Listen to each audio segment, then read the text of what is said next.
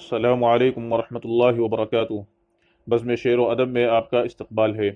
دوستو، آج کی اس ویڈیو میں ایک ایسے شاعر کی سوانح ہم پیش کریں گے جس کی زندگی درد و کرب اور مصائب و آلام سے لبریز رہی ہے، جس نے اردو ادب کو ایک نیا طرز اور نیا طریقہ دیا، جس نے میر کے بھلائے ہوئے انداز کو اچھوتے اور انوکھے انداز میں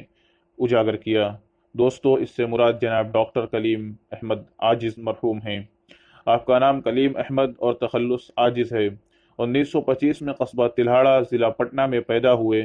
کلاس شروع ہوتے ہی والد کا انتقال ہو گیا، چنانچہ پڑھائی کا سلسلہ منقطع ہو گیا۔ 1946 میں بہار میں فساد کی آگ بھڑک اٹھی، گھر کے تمام افراد شہید کر دیے گئے۔ اس المناک حادثے کا ذہن پر بہت برا اثر ہوا اور دنیا و ما فیہا کی خبر نہ رہی۔ لمبے وقفے کے بعد 1956 میں بی اے اور 1958 میں ایم اے کا امتحان دیا اور پوری یونیورسٹی میں اول نمبر سے کامیابی حاصل کی اور طلائی تمغہ حاصل کیا۔ بہار میں اردو شاعری کے ارتقاء پر تحقیقی مقالہ لکھ کر 1965 میں ڈاکٹریٹ کی ڈگری حاصل کی۔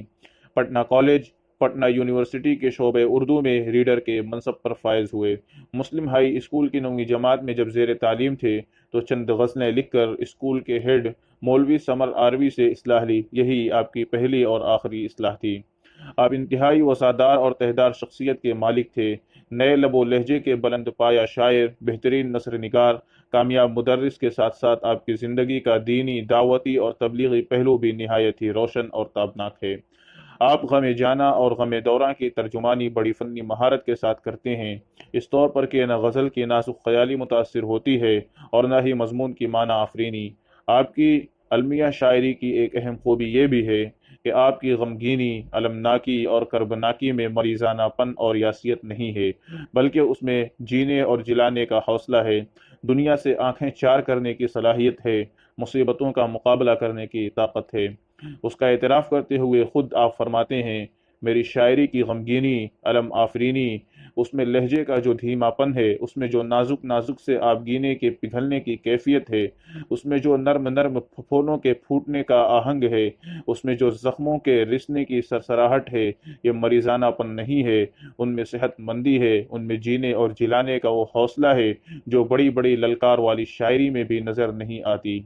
آپ غم جانا اور غم دوراں دونوں سے آزادی پا کر اور دنیا آب و گل کی مصیبتوں اور پریشانیوں سے چھٹکارا حاصل کر کے 15 فروری 2015 کو صبح 7 بجے اپنے لاکھوں پرستاروں کو روتا بلکتا چھوڑ کر اس دار فانی سے دار بقا کی طرف کوچ کر گئے۔ انا للہ و انا الیہ راجعون۔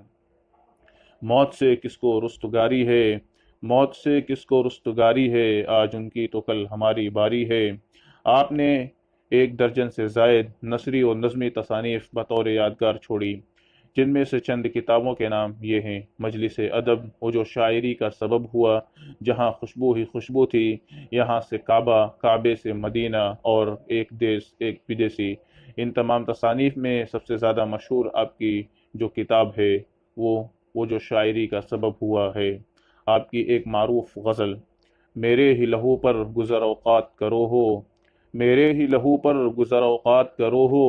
مجھ سے ہی امیروں کی طرح بات کرو ہو، دن ایک ستم رات کرو ہو، دن ایک ستم رات کرو ہو، وہ دوست ہو دشمن کو بھی تم مات کرو ہو،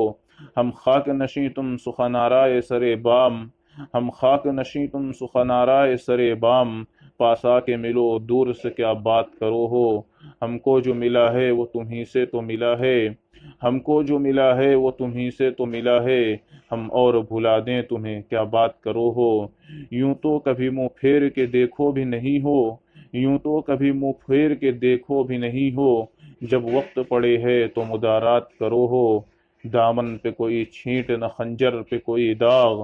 دامن پہ کوئی چھینٹ نہ خنجر پہ کوئی داغ، تم قتل کرو ہو کہ کرامات کرو ہو، بکنے بھی دو عاجز کو جو بولے ہے بکے ہے، بکنے بھی دو عاجز کو جو بولے ہے بکے ہے، دیوانہ ہے دیوانے سے کیا بات کرو ہو۔